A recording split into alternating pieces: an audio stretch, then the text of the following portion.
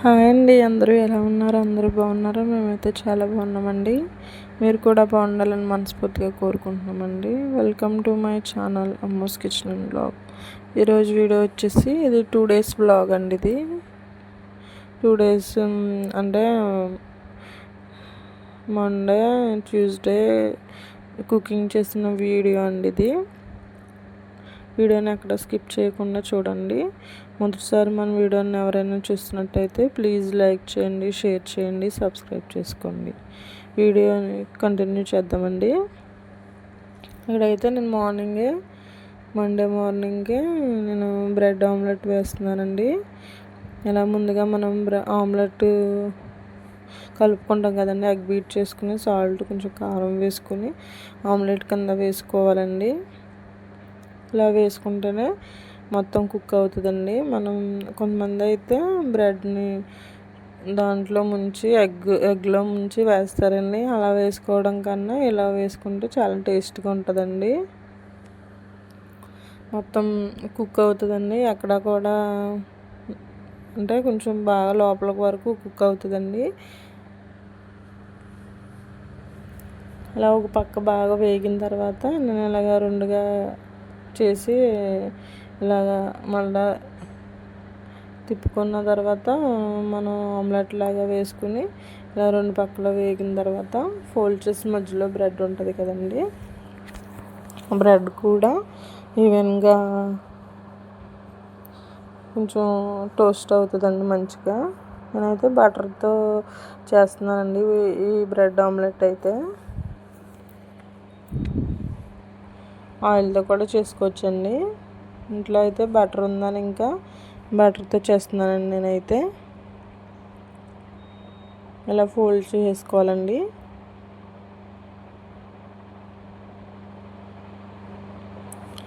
Bread అయితే కొంచెం వేడి అవుతుందండి. ఒక్కొక్కసారి ఇలాంటి బ్రేక్ఫాస్ట్ తొందరగా చేసుకోవాలనుకున్నప్పుడు, మనకి టైం లేనప్పుడు ఇలాగా క్విక్ రెసిపీగా చేసుకోవచ్చండి. ఇది స్పీడ్గా ఓన్లీ బ్రెడ్ ఇంకా ఎగ్స్ ఉంటాయి. ఇంకా తర్వాత వచ్చేసి నేనైతే గోంగూర చికెన్ ఉండడం కోసమని గోంగూరని అయితే ఉడకబెడుతున్నానండి.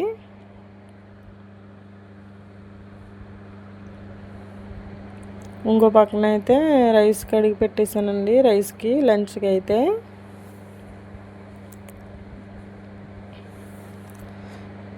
కడిగి పెట్టేసిన తర్వాత రైస్ కూడా ఉడికిపోయినాయండి. గోంగూర కూడా ఉడికిపోయినప్పుడు తర్వాత మనం కొంచెం ఉప్పు వేసుకోవాలి. ఉప్పు, కొంచెం కారం, కొంచెం ఆయిల్ వేసుకోవాలండి. అప్పుడు గోంగూర పచ్చివాసన లేకుండా ఉంటుందండి. ఈసారి ఇలా ట్రై చేయండి మీరు. గోంగూర మొత్తం ఇలా దగ్గర పడిపోయినప్పుడు దించేసుకుని పక్కన పెట్టుకుని పప్పు గుత్తు ఉంటుంది కదండి, పప్పు గుత్తు దాంతో స్మాష్ చేసేసుకోవాలి, మొత్తం రుబ్బుకోవాలి. ఇక్కడైతే గోంగూర చికెన్ కర్రీకి నేనైతే ఒక కడాయి పెట్టుకుని అందులో ఆయిల్ వేసుకుని చిన్న సైజు ఉల్లిపాయలు 2 వేసుకున్నానండి. ఒక 3 లేక 4 పచ్చిమిరపకాయలు అయితే వేసుకుని వేయించుకోవాలి. వేయించుకునే ముందు కొంచెం ఉప్పు కూడా వేసుకుని వేయించుకుంటే తొందరగా వేగుతాయండి. ఇప్పుడైతే కొంచెం ఉప్పు వేసుకుని వేయించుకున్నానండి. వేయించుకున్న తర్వాత కొంచెం టమాటా ఉంటుంది కదండి, మీడియం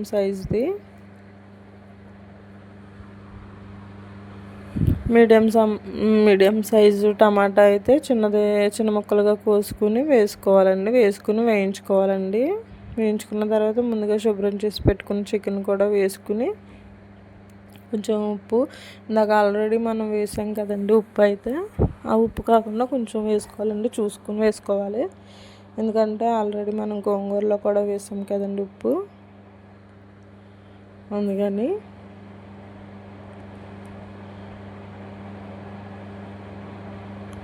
తర్వాత కొంచెంసేపు మగ్గిన తర్వాత అల్లం వెల్లుల్లి పేస్ట్ వేసుకుని కూరను కొంచెం లో టు మీడియం ఫ్లేమ్లో పెట్టుకుని మగ్గించుకోవాలండి.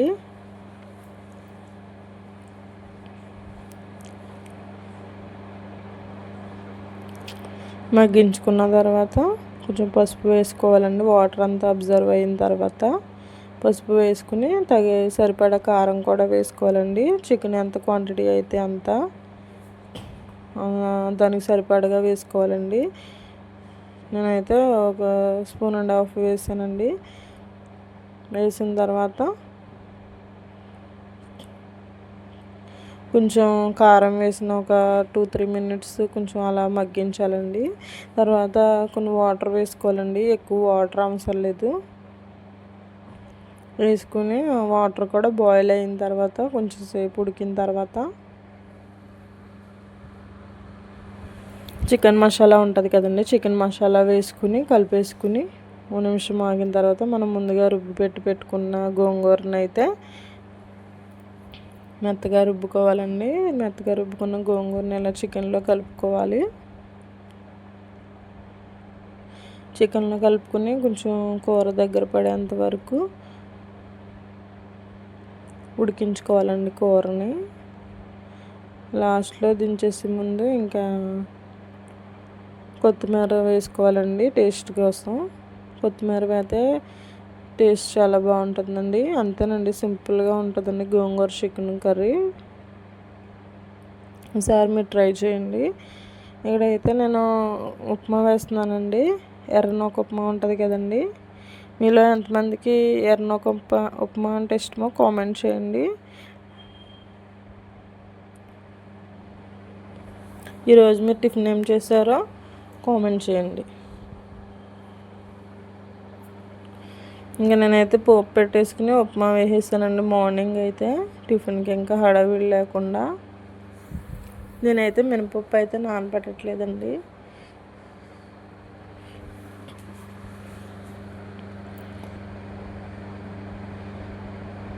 ఇంకా అలాగైతే తాలింపు పెట్టేసుకున్న తర్వాత నేనైతే ఉప్మా రవ్వ ఉంటుంది కదండి, ఎర్రనూక ఉప్మా, అది తాలింపులో వేయింతానండి.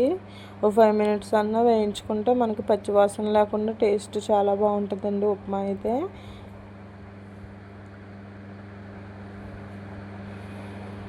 వేసినప్పుడు కొంచెం సాల్ట్ కూడా వేసుకుని వేయించుకోవాలండి.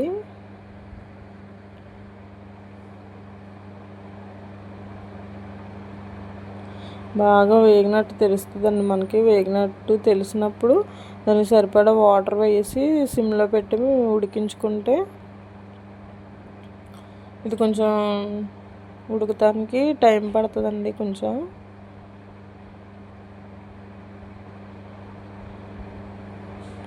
మధ్య మధ్యలో అలా కలుపుకుంటూ ఉండాలండి, లేదంటే ఒక పక్కనే వేగుతుందండి. అందుకని మధ్య మధ్యలో కలుపుకుంటూ ఉండాలి. తర్వాత వాటర్ వేసిన తర్వాత ఒకసారి కలుపుకున్న తర్వాత సిమ్లో పెట్టి అలా స్లో ఫ్లేమ్లో పెట్టుకుని ఉడికించుకోవాలండి. అంతేనండి, సింపుల్గా వాటర్ అంతా ఇంకిపోయేంత వరకు ఉడికించుకోవాలి. ఇంకా ఇక్కడైతే నేను వంకాయ ఫ్రై అండి, ఎప్పుడు చేసేలా కాకుండా ఇలా ట్రై చేసి చూడండి. వంకాయ ఫ్రైని తినని వారు కూడా తింటారండి ఎలా వండితే కనుక. ఫస్ట్ అయితే మనం గిన్నె పెట్టేసుకుని కొంచెం ఆయిల్ వేసుకుని ఉల్లిపాయ పచ్చిమిరపకాయ వేసుకుని వేయించుకున్న తర్వాత ఒక చిన్న సైజు టమాటా ఉంటుంది కదండి, ఆ టమాటా కూడా వేసుకుని వేయించుకున్న తర్వాత ముందుగా మనం కోసుకొని వాటర్లో వేసుకోవాలండి. వాటర్లో ఉప్పు వేసుకుంటే వంకాయ ముక్కలు నలుపు రాకుండా ఉంటాయండి.